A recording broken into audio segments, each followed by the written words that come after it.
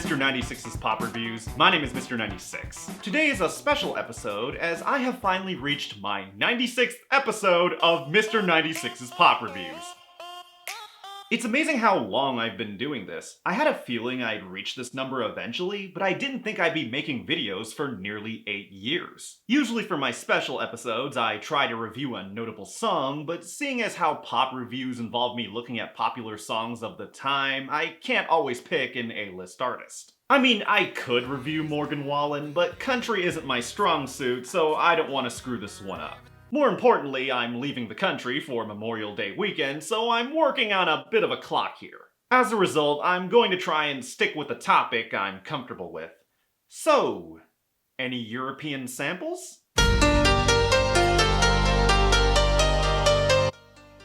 Sure, why not? I never thought I'd have to review a David Guetta song in the year 2023, but seeing as how 2022 was pretty devoid of original music, I shouldn't be surprised. For those not familiar with pop music in the last dozen plus years, David Guetta is one of the most influential musicians in all of EDM. At the start of the 2010s, David Guetta was one of the biggest names in music as his songs characterized the early 2010s club boom. For many years, the idea of a DJ or producer being the headlining artist was laughable, but David Guetta proved it was possible by racking up hit after hit after hit. As the decade progressed, other producers such as Calvin Harris, Zedd, and the late Avicii became household names. You could argue that Skrillex is a much more influential figure to EDM as a whole, but Skrillex and dubstep were always seen as an alternative to mainstream music. David Guetta became the sound of everyday music, and the groundwork for him was laid even before his solo career.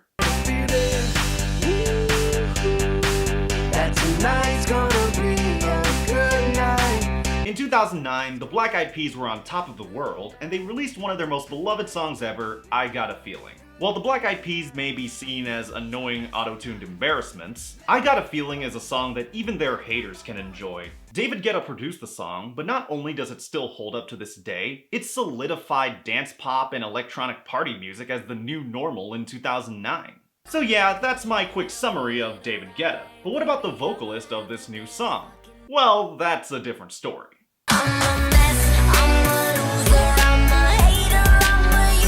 For those who don't remember, this is pop singer Bebe Rexha. She's been around the block for a while and came to prominence back in the 2010s with several songs. Her first project of note was actually with David Guetta through his 2015 hit Hey Mama, where she sang the chorus.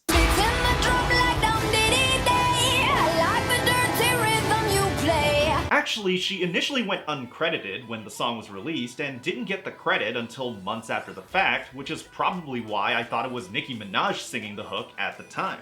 But that song would end up being a springboard for her career, as she later had a couple hit songs such as Me, Myself and I with G-Eazy in 2016, as well as Meant to Be with Florida Georgia Line in 2018. But before all that, Bebe Rexha worked behind the scenes of the music industry and actually had a major part in a hit song you didn't even realize she was in. Well, that's not fair.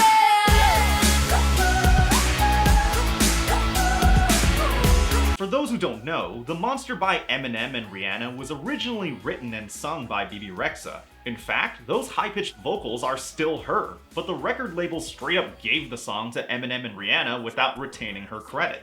I hate industry bullshit like that. Hell, even Drake gives credit to the million samples he uses, including the shameless Michael Jackson sample. But thankfully for her, Bebe Rexha is in the limelight again after several years without a hit, and it's a smart choice by David Guetta to sample one of the catchiest earworms ever.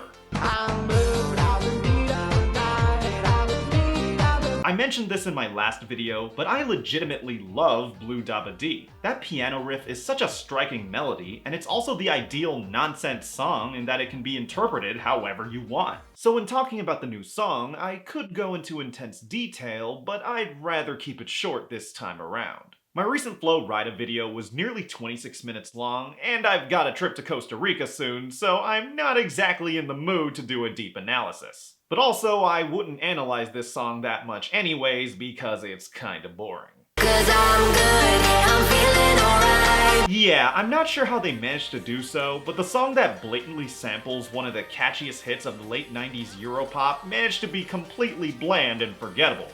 How the fuck is that even possible? For one, it was actually a song David Guetta created in 2017 and played at a music festival. With that in mind, it definitely sounds like another filler song you'd play at an electronic music festival but wouldn't release to pop radio. But in 2022, a bit of the song went viral on TikTok, of course, so it was officially released as a single. And this song definitely fits the current TikTok era in that it's super short and doesn't have the time to differentiate itself from the original. Musically, it sounds good, but lyrically, this is a travesty. Bebe Rexha wrote the lyrics to this, so it's fair for me to criticize her. One of the reasons the original song is so iconic is the nonsense dabba dee dabba die. Eiffel 65 even talked about how their producer suggested that part because it's intentional gibberish that didn't require language to understand. While I respect Bebe Rexha for trying to come up with new lyrics instead of just copying the original, she unfortunately decided to go with the most generic ones she could think of. I'm good, yeah, I'm feeling alright. Baby, I'ma have the best fucking night of my life. This means nothing. Saying you're good and feeling alright is just a general description.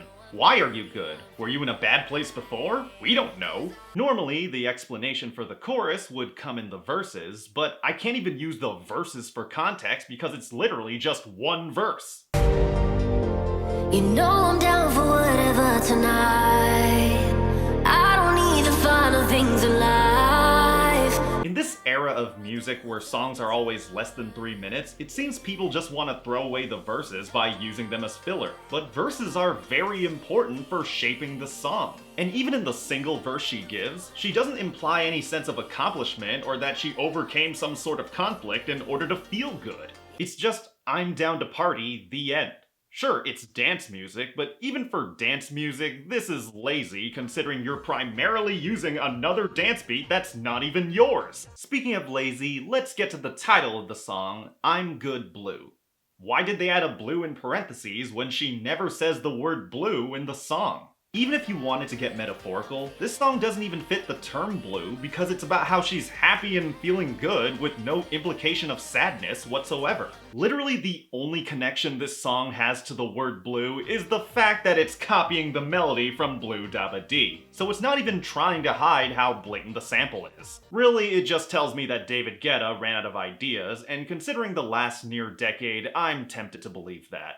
Strangely enough, after Hey Mama was a major hit in 2015, David Guetta, at least in this country, sort of stopped having hits. In 2017, he released a song called To You with Justin Bieber. It peaked at number 16 on the Hot 100, but it sure didn't last as it was quickly forgotten. And after that, he didn't have another top 40 hit in the United States until 2022 with I'm Good. That's not to say he did nothing over the past 6 years. He still released songs that got popular in Europe, and he also helped compose one song I really like in 2020.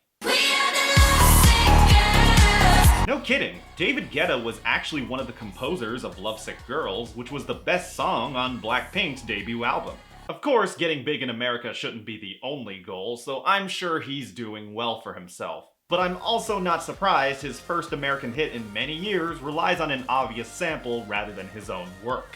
But if I'm going to review this song, I can't just bring up the original Blue Dabba Dee. I've also got to bring up the other blue sample I talked about in my last video. In my last 2000s childhood pop episode on Low, I talked about how I thought Flo Rida's 2009 hit Sugar, which also sampled Blue, was better than David Guetta's song. I'm aware that's probably a hot take, but I stand by it. Sugar may be dated electropop that uses candy sex metaphors, but it at least fits the weirdness of the original song. And unlike David Guetta's lazy sample, Flo Rida at least bothered to change the key from G minor to F minor to make it sound somewhat different. Part of the original appeal of Blue was that the word blue could mean whatever the fuck you want, so it wasn't some deeply personal ballad or anything. When you listen to Bebe Rexha's lyrics, you feel nothing because it's about nothing.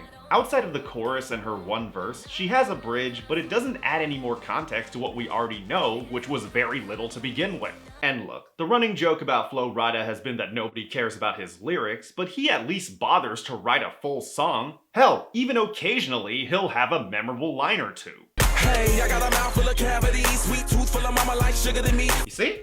Not great lines exactly, but I at least know what this song is about. Unlike Flo Rida, Bebe Rexha doesn't have any interesting lyrics in terms of wordplay or detail. You heard me right. I said Flo Rida has more interesting lyrics than Bebe Rexha. Not much lower you can go there. And honestly, that's an appropriate note to end on. Even if you're not into the original song, you can at least respect it for being unique.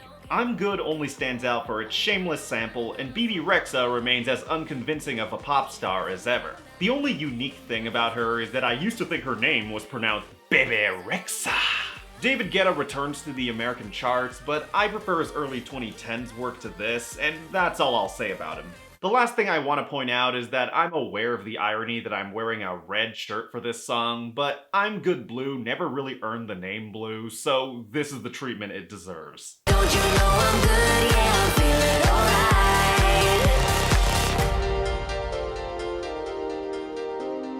I'm amazed I made it to 96 pop reviews, but I wouldn't have made it to this point without the support of my wonderful patrons on Patreon. For just $1 per video, you can join my patron-only Discord server where we chat and chill, and at $2 per video, you get to vote on what songs I review for my series 2000s Childhood Pop. At $5 per video, you get to be listed in my Names of Fame, and at $10 per video, you get a personal shout through the heart along with Jason Semler and Prideful Zella. Once again, I'm Mr. 96. If you want to see more pop reviews, click the subscribe button below and tap that bell to be notified when I drop a new episode. Anyways, see you all later as I fly from San Jose to San Jose.